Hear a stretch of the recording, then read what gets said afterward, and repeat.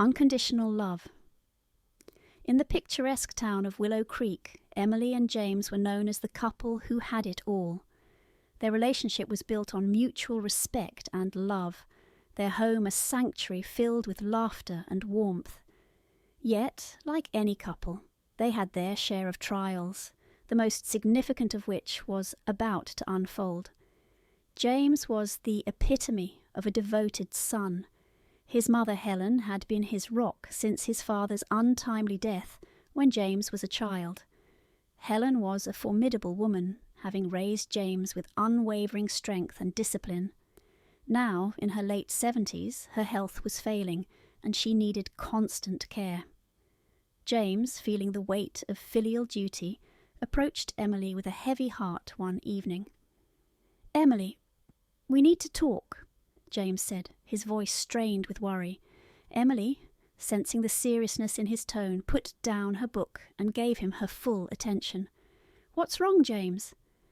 "It's my mother. Her health is getting worse, and she can't live alone anymore. I think it's time we brought her here to live with us," he said, his eyes pleading for understanding. Emily felt a cold knot form in her stomach. Helen had always been a source of tension in their marriage. She was critical, demanding, and never missed an opportunity to voice her disapproval of Emily. The thought of having her under their roof was daunting. "James, I understand she needs help, but we could find a good care facility for her. She'd be well taken care of, and we could visit often." James's expression hardened, and Emily saw a determination in his eyes that she had rarely seen before. "Emily, she's my mother. I can't abandon her in some facility. She needs to be with family. If you can't accept that, I don't see how we can continue this marriage." Emily was stunned. She had never expected an ultimatum like this from James. Her mind whirled with confusion and hurt. Their love had been strong, but was it strong enough to withstand this? She took a deep breath, trying to steady herself. "James, I love you, and I respect your loyalty to your mother, but I can't be forced into a role that makes me unhappy. If this is a deal breaker for you, then we need to rethink our relationship." James was taken aback by her calm and resolute response. He had expected anger or tears, but not this composed determination. "Emily, I don't want to lose you, but I can't lose her either." Emily reached out and took his hand. "Then let's find a solution together, one that respects both our needs. Maybe we can hire a caregiver for her here, in our home, so she has the support she needs without it all falling on me." James looked at her, his eyes softening with gratitude. "You'd do that? For us?" Emily nodded. "For us. Because that's what marriage is about, isn't it? Finding a way through the hard times together." Over the next few weeks, they worked tirelessly to make arrangements for Helen's care. They interviewed several caregivers, finally finding a compassionate and experienced woman named Marissa, who agreed to move in and provide Helen with the attention she needed. The adjustment period was challenging. Helen was initially resistant to the idea of having a caregiver, preferring to rely on her son and, by extension, Emily. However, Marissa's patience and kindness gradually won her over. Emily and James also had to navigate their own relationship dynamics. They spent many nights talking through their fears and frustrations, rediscovering the depth of their commitment to each other. Emily found solace in these conversations, realizing that James's ultimatum had not been a rejection of her, but a desperate plea to keep his family together. As time passed, Helen's condition stabilized under Marissa's diligent care. The household settled into a new routine, one that allowed Emily and James to focus on their careers and each other, while still ensuring Helen received the care she needed.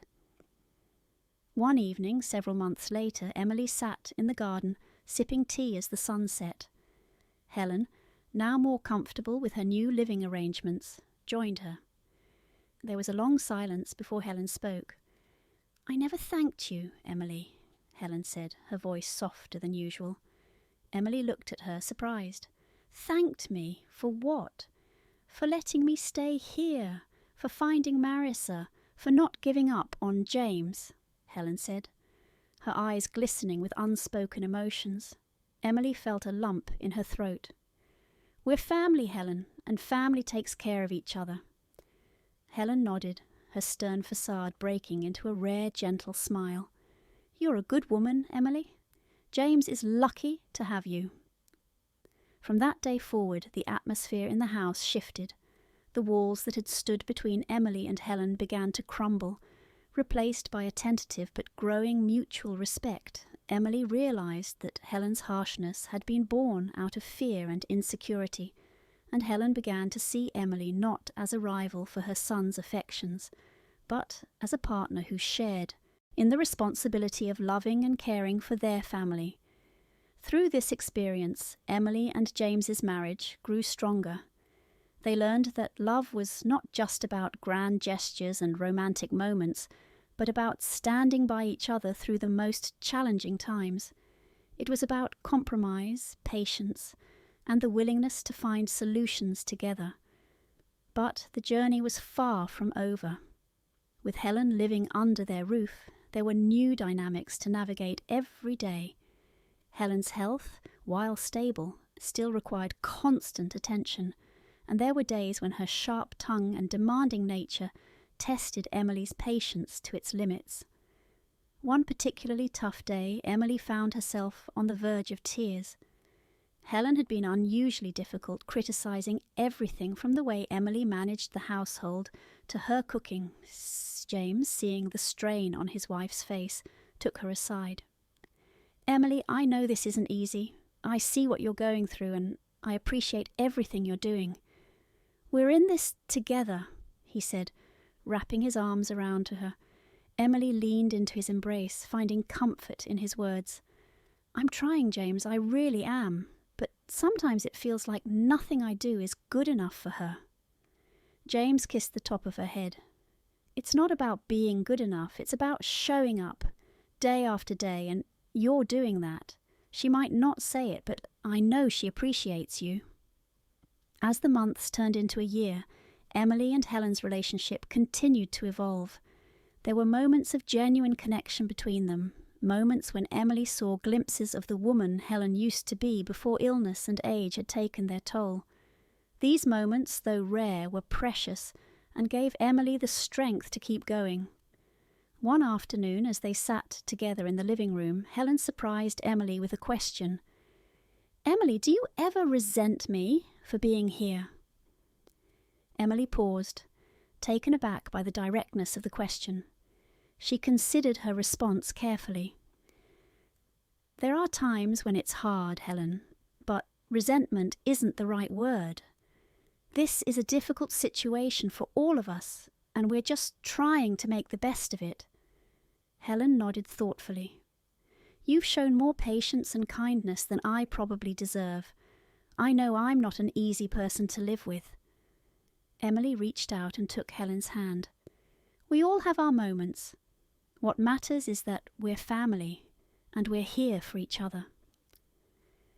Tears welled up in Helen's eyes, and for the first time Emily saw a vulnerability in her mother-in-law that she had never seen before. "Thank you, Emily, for everything." That simple exchange marked a turning point. The respect and understanding between them grew stronger, and Emily felt a renewed sense of purpose. She was no longer just caring for her mother-in-law out of duty. She was doing it out of love and a deep sense of family. James, witnessing this transformation, felt a profound gratitude for his wife. He knew that the strength of their marriage was not just about their love for each other, but also about their ability to face challenges together, supporting each other through the hardest of times.